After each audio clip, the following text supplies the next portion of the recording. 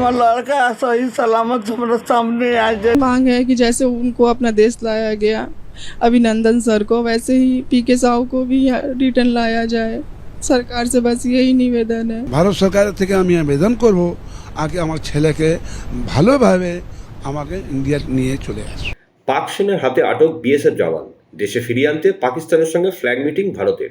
নমস্কার বন্ধুরা, আমার নাম শুভজ্যোতি সরকার।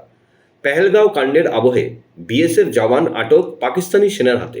সেনা সূত্রে খবর, ভুল করে পাঞ্জাবের ফিরোজপুর সেক্টরের সীমান্ত পেরিয়ে গিয়েছিলেন ওই জওয়ান। সঙ্গে সঙ্গেই তাকে আটক করে পাক সেনা। ওই জওয়ানকে দেশে ফিরিয়ে আনতে পাক সেনার সঙ্গে ফ্ল্যাগ মিটিংয়ে বসেছে বিএসএফ।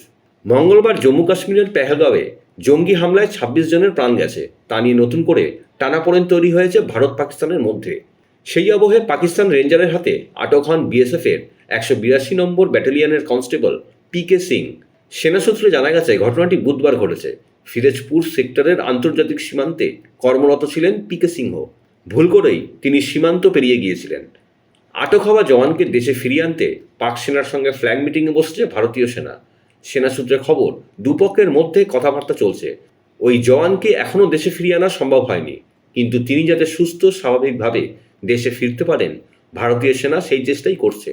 তবে সেনার একটি সূত্রের দাবি, জওয়ানদের ভুল করে সীমান্ত পেরানোর মতো ঘটনা নতুন এবং অস্বাভাবিক কিছু নয়। এসব ক্ষেত্রে দুপক্ষের মধ্যে আলোচনার মাধ্যমেই সমস্যার সমাধান হয়। হ্যাঁ, ওটা নিয়েই আমরা কথা বলছিলাম কি এরকম এরকম হয়েছে, এখানকার কন্ডিশন ঠিক নেই, এগুলোই কথা হচ্ছিল। আমি কি করে জানবো কি কালকে আমার বড়ের সাথে এরকম হয়ে যাবে। तरफ से वो उनको उठा के ले गया ना पाकिस्तान। হ্যাঁ স্যার,